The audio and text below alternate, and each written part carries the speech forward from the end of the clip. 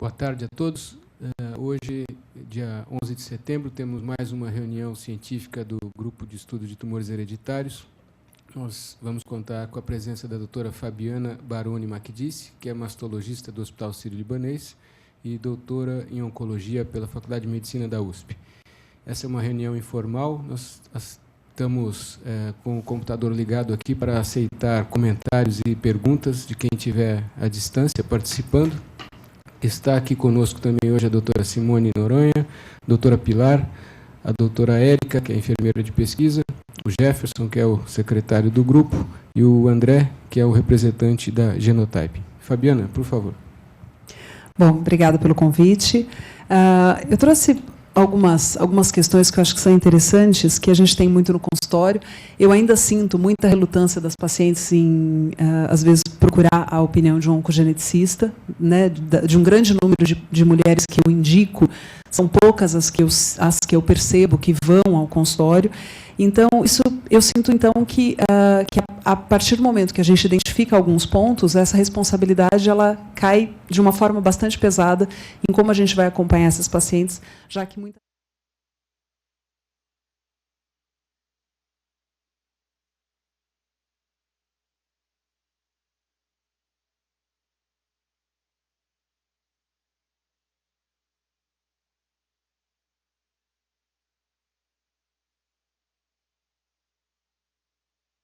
positivo.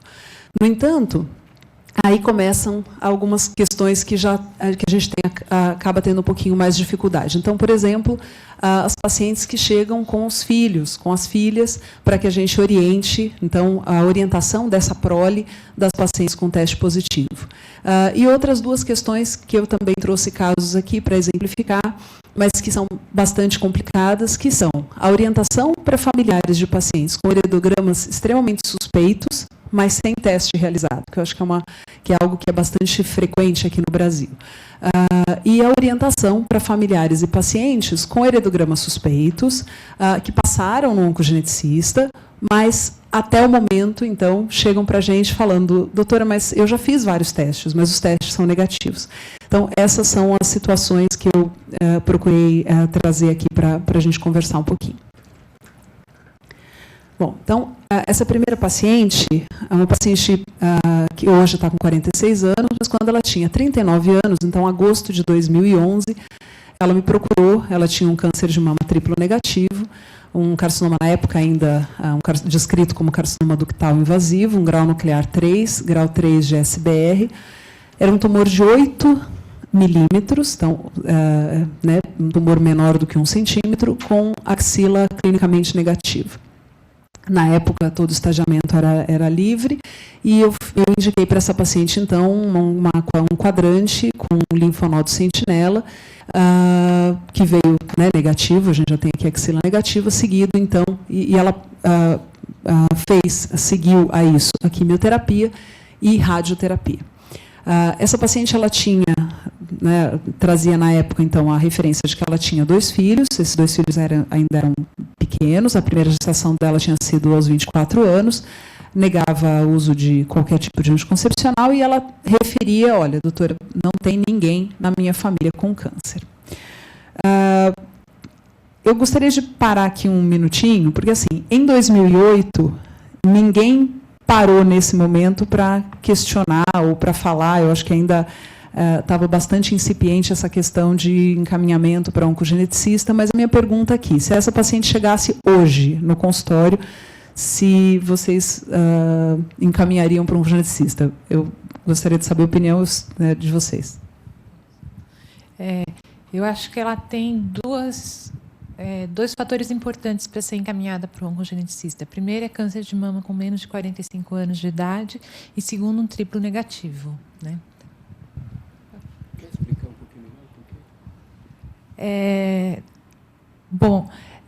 Na verdade, esses são os guidelines da NCCN, né, que são os guidelines que eu uso, e eles têm essa nota de corte de 45 anos, menos de 45 anos com câncer de mama, e o que a gente sabe é que a incidência de triplo negativo nas pacientes com mutação do BRCA é maior. Então, pacientes com menos de 60 anos e triplo negativo também devem ser investigadas.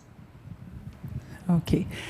Então, assim, só para complementar, nessa época, então, realmente isso não era muito sabido, mas um pouco depois houve um guideline, em algum momento houve que os triplo negativos em pacientes com menos de 40 deveriam ser encaminhadas, e eu conversei com ela no consultório a respeito disso, mesmo sem ter, né, a história familiar. E ela falou, doutora, mas eu não tenho ninguém com câncer, tudo, e a gente ainda não tinha disponibilidade de testes como a gente tem hoje com mais facilidade, ela não passou. Tá? Mas a gente continuei fazendo um acompanhamento dessa paciente, até que, em junho de 2014, ela apareceu no consultório. A gente fazia exames a cada 6 meses, não mamografia, mas a cada 6 meses eu a avaliava de alguma forma. Ela apareceu com um grupamento de microcalcificações de distribuição linear até a papila, com aproximadamente 5 centímetros de extensão. Um BIRAD 5, ultrassom de mamas totalmente normal, exame físico totalmente normal, e a biópsia, então, dessa lesão veio um carcinoma ductal in situ, grau nuclear 3, com necrose.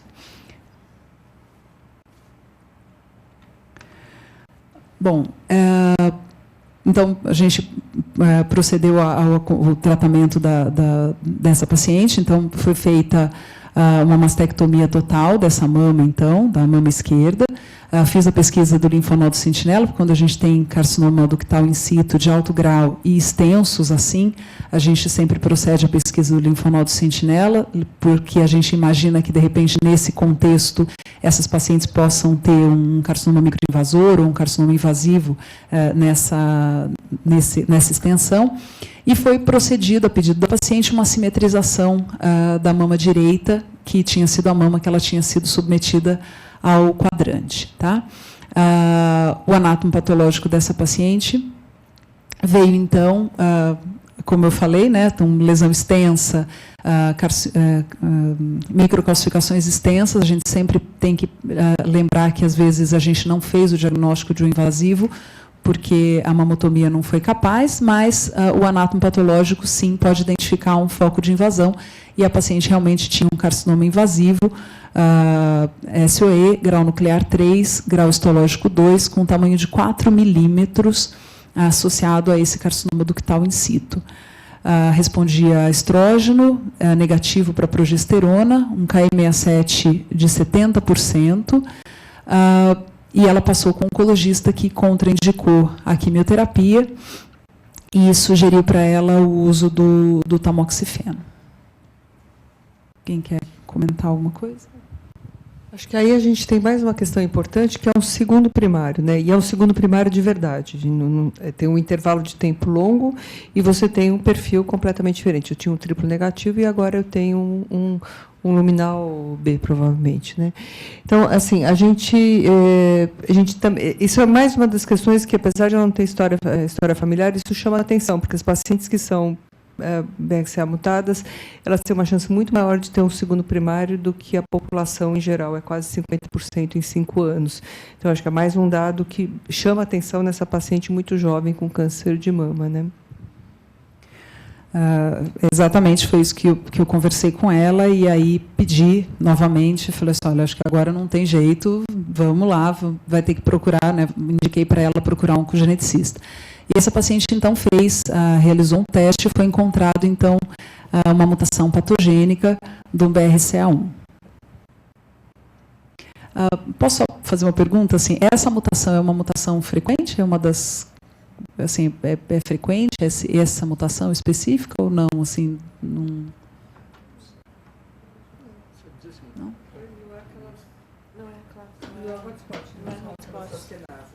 Ok, tá.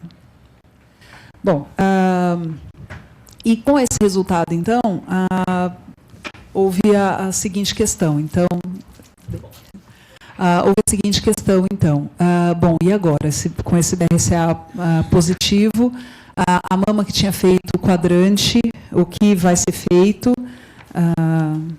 e o que fazer, então, em relação à parte ginecológica. Foi conversado com a paciente bastante, de uma forma bem extensa, e a paciente, a princípio, ela falou, olha, doutora, eu não quero reoperar a mama, foi opção dela, ela falou, não quero mexer na mama agora, até questionou, falou, eu estou tomando tamoxifeno, isso não tem, né, não diminui meu risco, tudo. Eu falei, sim, diminui o risco. E aí ela falou, bom, então agora eu quero, agora a parte ginecológica, ela optou por fazer. Então foi feita a oforectomia, esterectomia total, essa cirurgia foi feita agora em maio de 2015, o anátomo patológico foi todo benigno. Queria só que, assim, se eu pudesse comentar a respeito dessa mama direita, que ela tinha feito esse quadrante e que não, assim, o quanto que eu devo insistir para essa paciente em fazer uma ADNE, completar isso daí. E ela foi irradiada, né? Nessa mama do quadrante. Fez um quadrante, isso, exatamente, fez um quadrante, era um tumor de 8 milímetros, fez químio na época, já tem bastante tempo, né, de follow-up em relação a isso, foi irradiada, e assim, o quanto que eu devo insistir para que ela complete essa cirurgia? Essa foi a minha dúvida para ela. E a filha, que agora ela falou, doutora, agora minha filha está com 17 anos, e eu pedi para que ela trouxesse a filha para a gente conversar na próxima consulta, assim, né, para começar uma orientação para essa filha. Eu gostaria de saber de vocês quando é que vocês vão indicar o teste para ela, e depois eu falo das orientações clínicas, né? Acho que é assim. Com relação à mama direita, é uma mama tratada, né? Mas, de qualquer maneira, eu acho que a mama... você consegue fazer um monitoramento apropriado da mama com exames de imagem. Então, eu acho que talvez não seja o mais central no meio dessa questão toda, porque se você fizer ressonância periodicamente e ela ficar tranquila com fazer o exame periódico, você consegue pelo menos fazer o diagnóstico precoce. De qualquer maneira, ela toma tamoxifeno e é uma mama que foi irradiada. Imagino que isso deve melhorar a condição dessa mama, porque os dados que a gente tem são dados, eu não sei se o Bernardo sabe de algum dado de mama tratada. O dado que a gente tem, pelo menos que eu lembro agora, são basicamente das mamas não tratadas, né, dessa alta incidência de segundo primário. Então, acho que a mama é passível de monitoramento e de diagnóstico precoce. O ovário já não, né? O ovário, a gente tem uma série grande de trabalhos mostrando que você fazer CA-125 periódico e fazer ultrassom transvaginal periódico não diminui o estadio das pacientes que quando você faz o diagnóstico. Então, não é que você não faz o diagnóstico, mas você não melhora no sentido de você fazer um estadiamento super precoce, e com isso você ter uma maior possibilidade de cura. Isso provavelmente tem a ver com a biologia, com dificuldade de diagnóstico precoce mesmo que a gente tem no ovário. E, além disso, a oforectomia vai reduzir em pelo menos 50% o risco de câncer de mama. Então, acho que com esse conjunto, talvez a mama não seja essa mama remanescente, ela já fez a mastéria do outro lado, não é o principal problema dela agora, mas você tem um tecido mamário que precisa ser monitorado. Acho que seria mais ou menos por aí. Não sei se todo mundo concorda com o que eu... Então, nessa série de pacientes do estudo PROS, né, que eles fizeram ressonância versus mamografia versus ultrassom, a mamografia e ultrassom detectou 30%, mais ou menos, entre 30% e 37%, os dois exames, de tumores precoces contra 90% da ressonância magnética. Então, hoje, parece que está fechada essa questão. O exame para essas pacientes de alto risco é a ressonância, ponto. Tá? Quanto tira a mama? Uma paciente de 46 anos. Qual é o tamanho do benefício que você vai dar de redução de risco para ela se ela optar por fazer uma oforectomia, que é o que a gente indicaria, né? Eu acho que ela vai ter uma redução realmente muito importante de risco, 50%, especialmente se ela fizer uso de tamoxifeno junto. Isso pode chegar a 70% de redução de risco. E você mantiver com ressonância o acompanhamento, ela vai estar perfeitamente segura, tá? Resta saber como é que está a paciente do ponto de vista psicológico. Então, como é que ela fica com isso? Muitas vezes a gente acaba até fazendo a opção por fazer também a adenomasté, porque a paciente se sente profundamente insegura, especialmente quem já passou por 2 tumores, né? Então, é uma decisão que o médico tem que tomar junto com o paciente. Mas, olhando friamente o caso, eu indicaria apenas a oforectomia e a manutenção do acompanhamento com anti-hormônio. essa paciente em questão, interessante que o diagnóstico do primeiro câncer e do segundo parece que tornou a paciente um pouco mais tranquila, inclusive, né? Ela tem ela me falou, eu não quero, ela falou assim, olha, se houve redução, não houve, eu achei, parece que o fato de ter encontrado a mutação deu uma razão, deu um porquê, e ela se sentiu mais tranquila. Foi algo que realmente assim me chamou bastante atenção. Eu achei que quando ela tivesse com o teste positivo, que ela fosse chegar no consultório querendo a cirurgia, mas não, na verdade não foi essa a impressão que ela passou. Tanto é que quando eu conversei a respeito disso com ela, ela falou, doutora, então por enquanto eu vou optar por manter do jeito que está. Mas eu acho que essa questão do tempo é uma questão importante, porque não é uma cirurgia de urgência, quer dizer, não Sim, são com cirurgias certeza. terapêuticas. É uma cirurgia para redução de risco.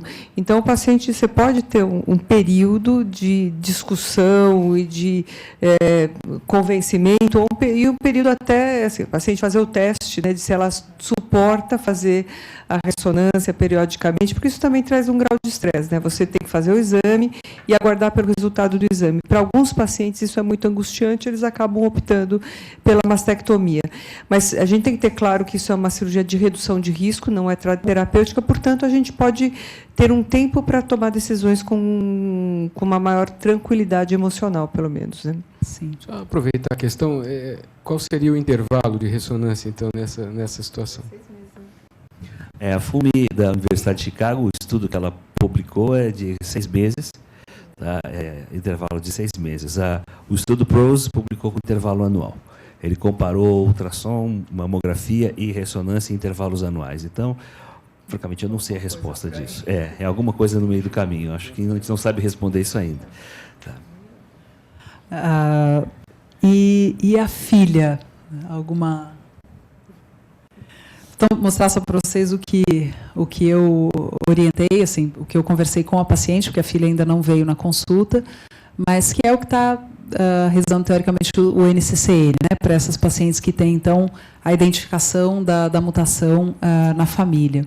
Então, é uma série de coisas, mas o que eu queria chamar a atenção é essa questão da orientação, né, a partir dos 8 anos. Então, a filha está com 17, então eu falei, olha, então a próxima consulta, traga a sua filha, para que ela saiba reconhecer, meio aquele esquema da Susan Komen, né, os 8 sinais de alerta, saber o que é normal em você, o que não é normal em você.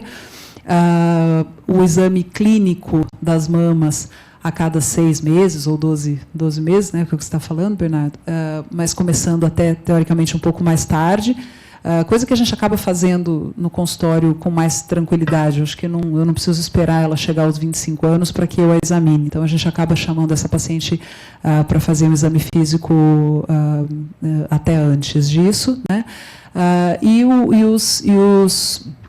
rastreamento começando a partir dos 25, 29 anos, com mamografia com ressonância anual, que é o NCCN orienta essa, né, anual, de preferência fazendo intercalando até com a mamografia, né?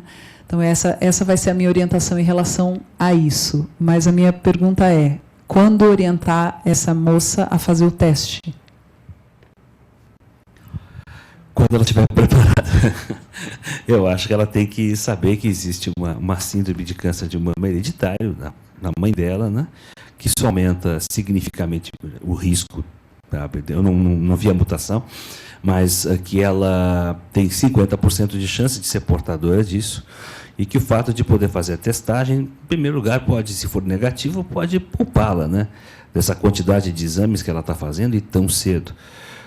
Se for positivo, bom, aí você tem que estar preparada já para oferecer as opções para ela, né, que é de uma menina tão jovem já pensar em fazer a adenomastectomia. Eu não consideraria, se ela vier com teste positivo, nenhuma cirurgia de ovário antes, pelo menos antes dos 40 anos de idade, não é? Tá? E existe muito estudo feito hoje já nesse grupo de pacientes oforectomizados, pré-menopausa, mulheres jovens oforectomizadas, como é que você controla um monte de efeito colateral que acontece. Por exemplo, o negócio que me chamou a atenção foi um estudo de osteoporose feito nessas pacientes que foram oforectomizadas por mutação antes da menopausa, que 68% delas, 5 anos depois da oforectomia, já tinham níveis de osteopenia considerados graves, e que nenhuma dessas mulheres, que eram quase 200 e poucas, alguém tinha pensado, na época da oforectomia, de já fazer uma densitometria óssea nelas. Então, é importante, se você for considerar uma oforectomia mais precoce, né, de pensar em todos esses fatores que vão ocorrer. Então, voltando à tua pergunta, eu começaria a conversar seriamente com ela aos 18 anos de idade, sabendo que alguém aos 18 anos de idade é imortal. Tá? Tem muito awareness disso, mas que ela tentasse, antes dos 25, fazer o seu teste, pelo menos. Tá?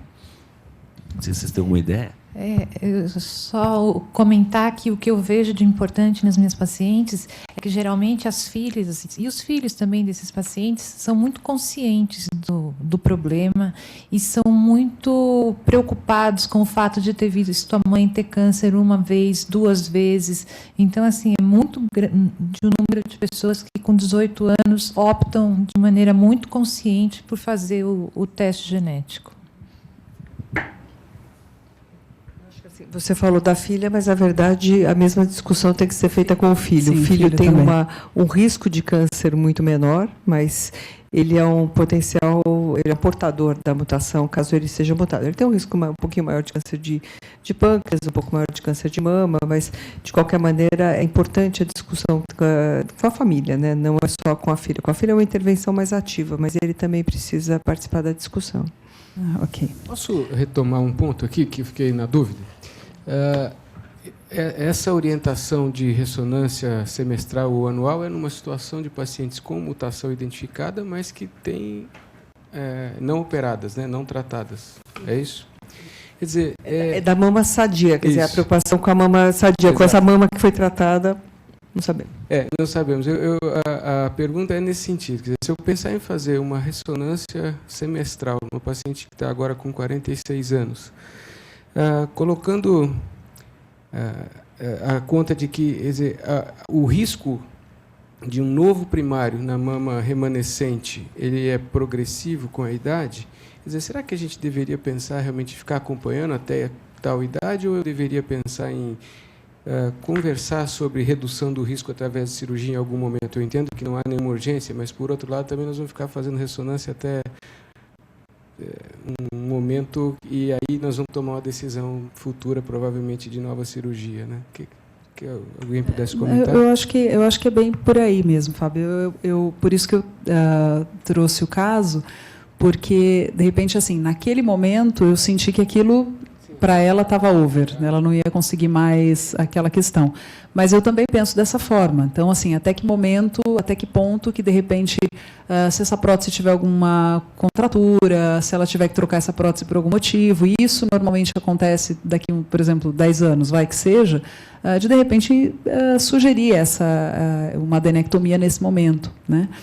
Ou antes disso, caso aconteça já alguma intercorrência desse tipo, que não é infrequente, né? Então, tudo bem, as próteses, normalmente, elas têm uma contratura mais frequente quando você irradia já com a prótese, mas ela tem chance também de ter alguma disfunção nessa prótese e acabar a gente sugerindo uma cirurgia em algum momento. E já foi também conversado com ela, que se alguma alteração aparecer no exame, que a gente vai ter a necessidade de investigar isso de uma forma, né, correta, de uma forma agressiva. Então, não vai ficar esperando aparecer algo a mais, né? Só registrar aqui, nós estamos com a participação online da Lina Nunes, da Argentina. Obrigado, Lina, e do Tomás Rafael Golub.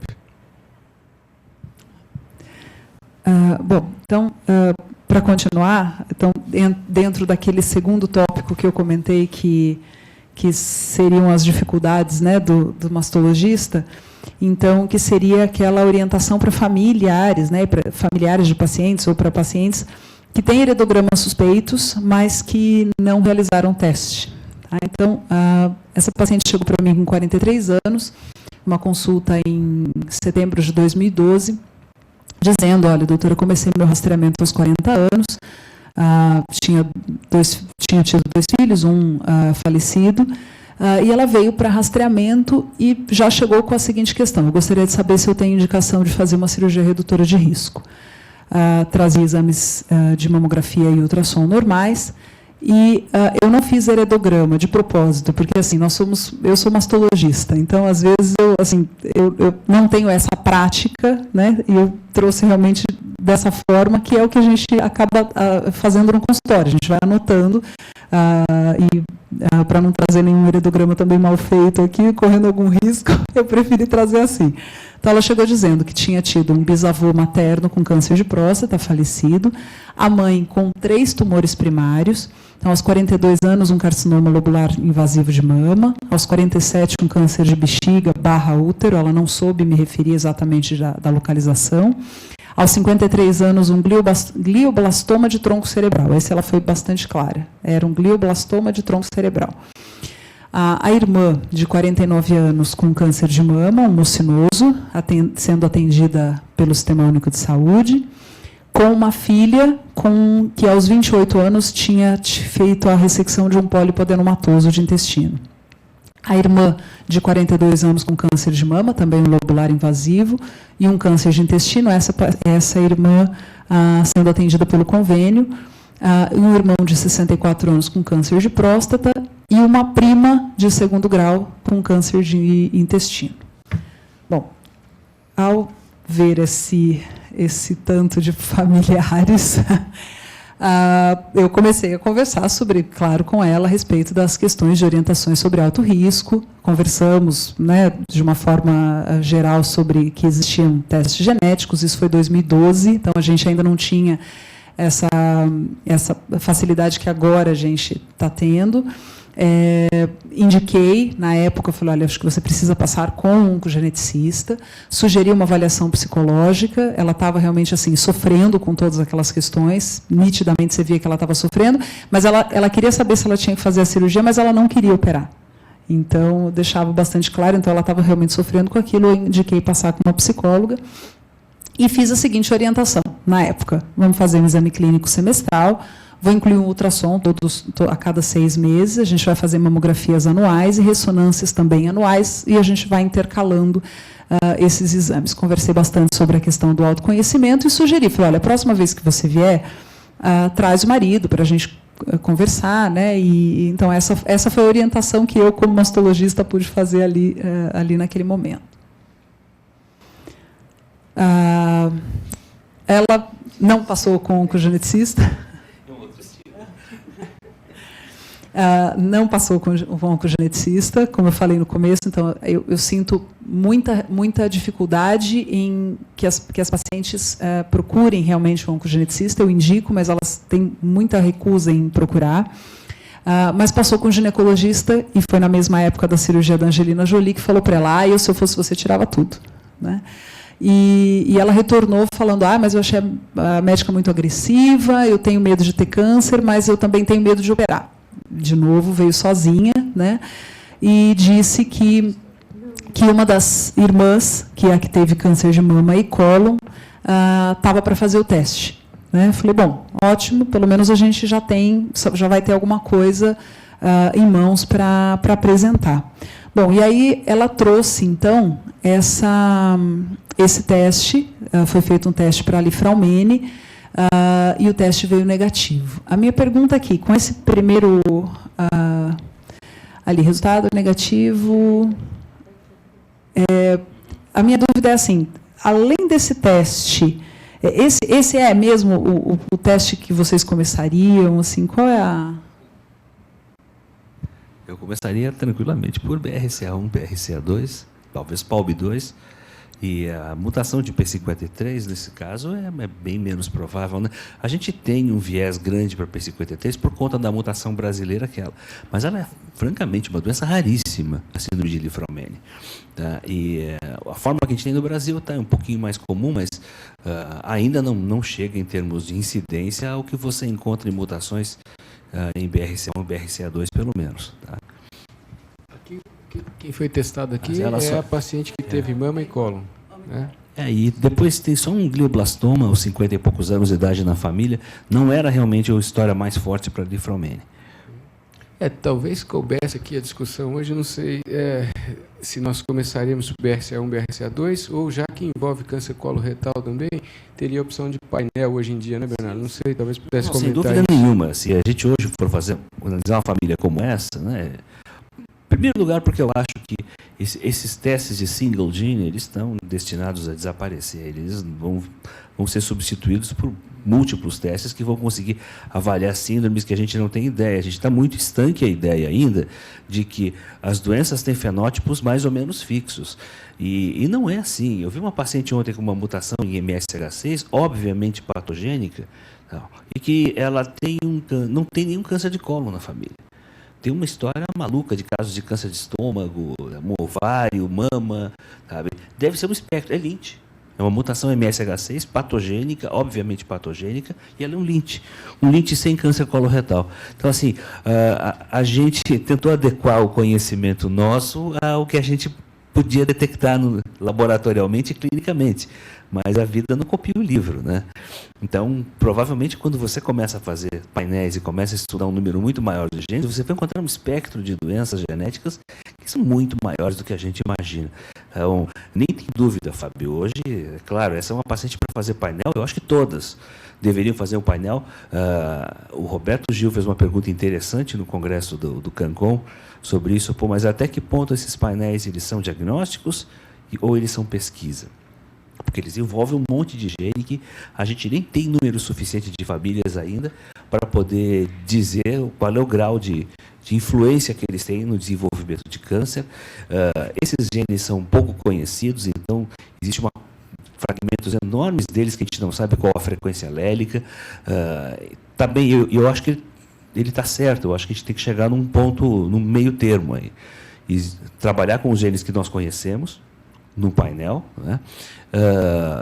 Aprofundar o conhecimento desses genes, possível, e cada vez que um outro gene desses atingir um certo nível, um cutoff definido pelos cientistas, que ele pode ser seguro a ser usado do ponto de vista clínico, a gente inclui isso no painel.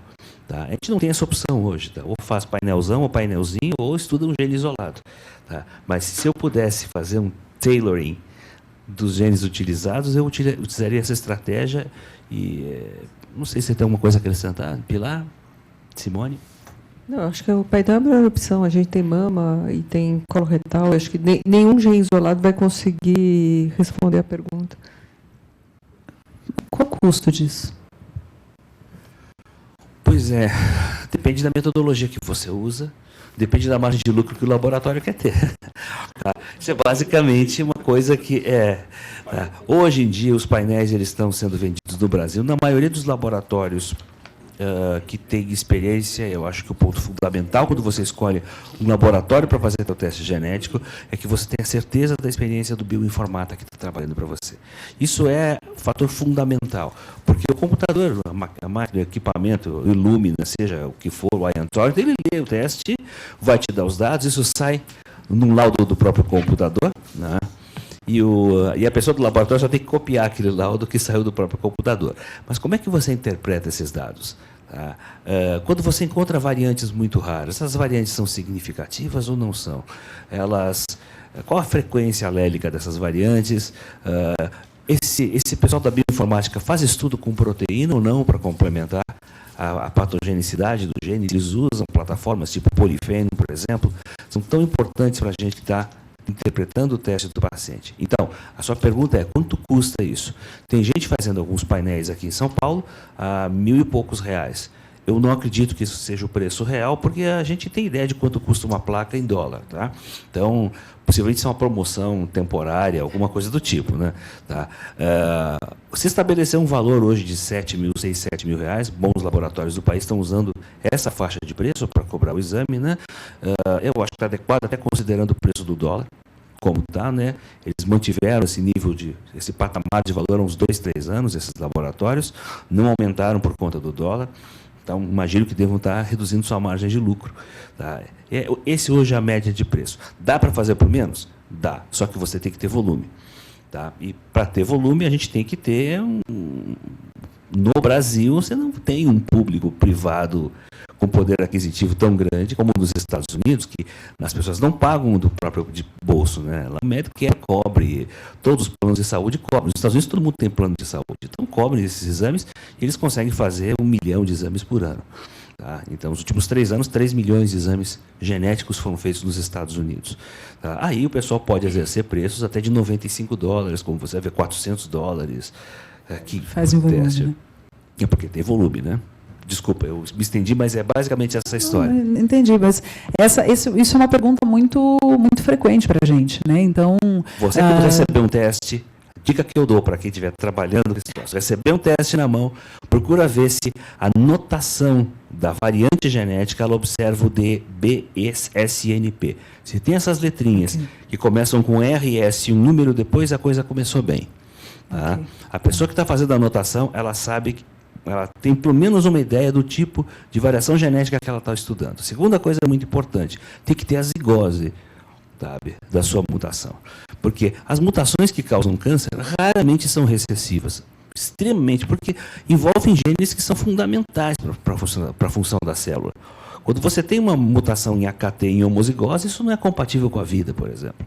Tá? Então, assim, as mutações têm que estar em heterozigose, geralmente. Isso é importante. Você olha uma variante que está em homozigose, você nem dá bola, já pula adiante para a seguinte.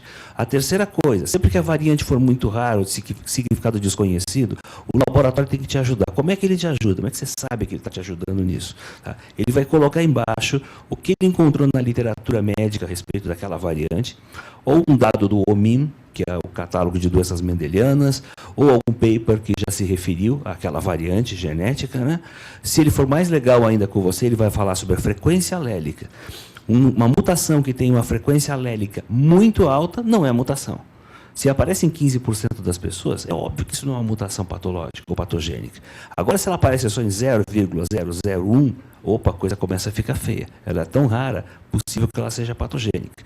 Finalmente, alguns laboratórios americanos são muito legais, eles te dão uma informação sobre o impacto que essa variante vai ter na proteína. Mesmo que você não tenha uma correlação clínica entre a variante e a doença do paciente. Tá? Mas o impacto que você vai ter na proteína, olha, isso cria um códon de parada num momento muito importante do gene, a proteína está alterada. A gente usou esse software para tentar modular a proteína e dizer se isso tem problema ou não. Então, o laboratório tem que te ajudar a interpretar os dados. O laboratório que dá uma lista só de variante genética, olha, esquece, eles não sabem o que estão fazendo. Tem um comentário aqui do Thomas perguntando sobre a possibilidade de ser uma síndrome relacionada a SHEQ2. Acho que foi até mencionado aqui, seria uma possibilidade, mas acho que dentro do painel a gente teria essa resposta também. Puxa, exatamente. A colocação foi importante porque o SHEQ2 é um dos poucos genes que eu lembro que funcionam em estado recessivo, né? A forma mais intensa dele, de expressão fenotípica, é em estado recessivo. Então, você tem mutação em homozigose. Eu acho que das poucas exceções. SHEQ2 é um bom exemplo, né? Um gene da via do P53, tá? E, portanto, o fenótipo de tumores que você encontra em mutação de SHEQ2 é parecido com o Liefraumene, assim como o ATM também, né? Só queria rapidamente comentar, perguntaram do preço, eu acho que não ficou muito claro, talvez. Nessas listas de... Nós estamos aqui com um exemplo, eu não vou citar os nomes, mas esses painéis de 17 genes, 20 genes, estão na ordem de R$ 6.900, tá? Com um prazo de 30 a 45 dias para liberar o resultado. Eu acho que tem sido mais ou menos isso mesmo, né? Painéis dessa ordem de 17, 18 genes, é mais ou menos isso, né? Para você ter uma ideia de como isso está até um pouco sobrevalorizado, né? Assim, os laboratórios estão fazendo exoma a R$ 9.000, R$ 8.000. Por a diferença de ler um exoma e ler 20 genes, tá? Então, na medida assim, que eu acredito que o preço só tende realmente a cair. Eu conheço 2 laboratórios americanos que, se você pagar o exame do seu cartão de crédito direto, sem passar por Medicare, nada disso, se você topar pagar do teu próprio bolso, eles cobram $475, um painel com 39 genes. E se você fizer isso por uma instituição universitária, etc., pelo Medicare, tudo custa $900. Para a gente era muito barato há 1 ano e meio atrás. Hoje, com o dólar a 4, nós estamos falando quase em R$ 4.000, não está muito longe disso aqui. tá certo, mas é basicamente essa história. Assim, tem margem para baixar e isso vai baixar de preço. Tá? Ok. Bom, então essa paciente trouxe então o teste nesse momento só do P53 negativo e referiu na última consulta dela que a irmã ia fazer o teste de BRCA1, BRCA2, mas você vê que em nenhum momento alguém falou que ia fazer um painel ou algo assim, né? A gente ainda caminha a passos muito, muito lentos, né? Bom, e aí... Eu acho que tem uma questão prática aí, que é a questão do acesso ao exame. Exato. A ANS não dá cobertura para o painel. Então, isso às vezes obriga até... Se o paciente não vai pagar o exame, ele vai fazer só financiado pelo convênio, para a saúde suplementar, ele vai ter que fazer essa sequência de um exame seguido ao outro, de cada vez. Exatamente. Isso é super angustiante. Pode ser que você não chegue a lugar nenhum e a soma desses preços individuais sai muito mais caro do que um único painel. Então, é uma situação que não é muito racional, né? Mas é o que nós temos. Né? Sim. Bom, eu vou passar rapidinho esse segundo caso, porque, na verdade, o que aconteceu? Essa paciente tinha uma família muito grande, de repente, eis que a semana passada passou comigo uma parente. Um nódulo de mama, mas só descobri isso depois, que era parente. Ela passou com nódulo de mama e era casada com um primo, e aí foi a descoberta das famílias. Então, essa paciente de 38 anos trazia a história inversa daquela outra. Então, era tudo história materna, e essa tinha a mesma família, mas do lado paterno. Tá? É igualzinho, só que é uma parente. Isso, exatamente, é o espelho, né? E exatamente a mesma coisa, e essa paciente então chegou para mim dizendo, falou, doutora, eu quero saber se eu posso fazer o teste, né? E é complicado, porque assim, ela sabia que eu já atendia uma prima, mas o teste é confidencial, eu não podia abrir que ela já tinha feito um teste, ou que ela estava fazendo algum. Eu falei, então, acho que você precisava conversar com ela, tal, né? Porque eu não podia abrir a ficha, né, assim, para mostrar o que ela fez ou não, até para ela, inclusive, falei que ela não tinha feito teste algum, mas que eu acho que elas precisavam conversar, tudo. Uma saia justa, danada, e aí ela me ligou, ela saiu da consulta, e depois ela voltou a me ligar, falou assim, mas por que eu tenho que esperar alguém da minha família fazer o teste? Por que eu não tenho? Por que eu não posso fazer? Apesar de eu já ter explicado. Mas agora, ouvindo vocês falando a questão desses testes e todas essas ajudas que o laboratório pode dar ou não, se você tiver uma paciente que não teve o câncer, mas que, de repente, faz um painel desse e tem uma mutação que é extremamente patogênica identificado nessa paciente, isso não é um teste positivo? Óbvio que sim. Óbvio que sim.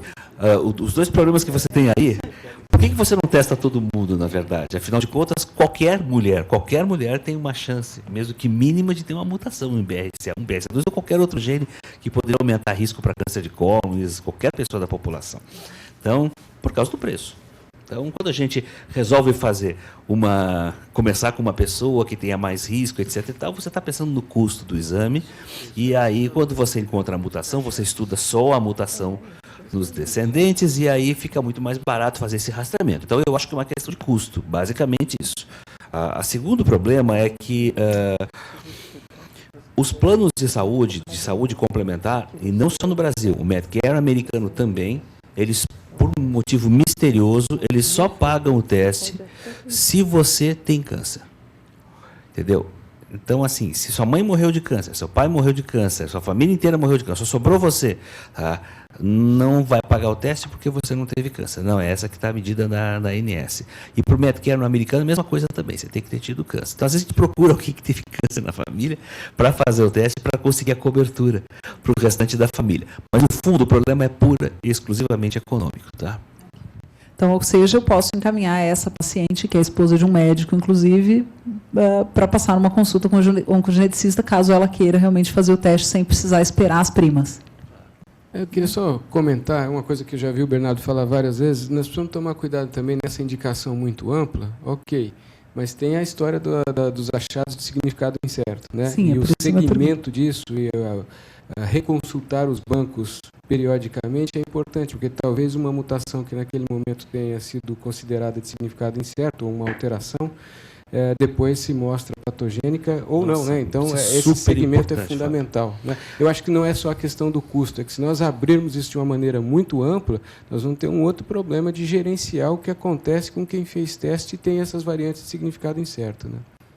Não, eu acho que você tem toda a razão. Tem um exemplo bem claro do que aconteceu em 2014, eu acredito. A maior quantidade de dados que você tem sobre mutações em testes genéticos nos Estados Unidos estão em laboratórios privados. Porque os laboratórios públicos fazem pouco teste, as universidades. A maioria das pessoas vai e faz um laboratório privado, paga o exame e acabou. Começou a criar uma distorção, ou seja, os laboratórios públicos dos Estados Unidos, que faziam os testes dentro das universidades, ou do NIH, por exemplo, eles tinham só aquelas famílias com história cabeluda, horrível, sabe, de câncer. Então tinha um viés enorme para o tipo de mutação que você encontrava. Se tentou entrar em acordo com os laboratórios privados para eles abrirem os bancos de dados deles, a Myriad, Ambry Genetics, Emory Genetics, essas coisas todas. Aí eles disseram, não, o paciente pagou para mim, isso é confidencial, isso é uma história minha com o paciente. Como é que eu vou ficar abrindo o teste de HIV dos pacientes? Não abro não, de jeito nenhum. A saída foi em 2014 que eles colocassem esses testes em bancos de dados do próprio laboratório completamente anônimos. Então, você não tem o nome da família, eles concordaram. Bom, o que aconteceu? Em 2014 foi uma revolução. A quantidade de informações genéticas que a gente ganhou sobre variantes, ela praticamente aumentou em 10 vezes. Tá? Então, assim, muita coisa, o Fábio falou certo, muita coisa que era patogênica passou a não ser. Muita coisa que não era patogênica passou a ser. O que os laboratórios mais sérios do mundo fazem hoje? Eles fazem uma busca a cada 2, 3 meses, uma busca de novo, eles retornam a esses bancos de dados para verificar se aquelas variantes que ainda estão indeterminadas, se elas já foram reveladas. Só para você ter uma ideia, a gente tinha, em média, mais ou menos 30%, 40% de variantes de significado desconhecido antes de 2014 dos testes. Isso hoje baixou para em torno de 8%. Tá? Praticamente todas as mutações conhecidas em BRCA1 e BRCA2 estão descritas e anotadas. Vai ser muito difícil achar uma nova. São 75 mutações em BRCA1, 226 em BRCA2. É muito difícil achar coisa nova aí.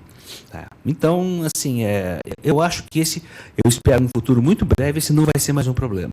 Porque, assim, praticamente toda a anatomia do DNA humano e suas variações já vai estar sendo definida, né?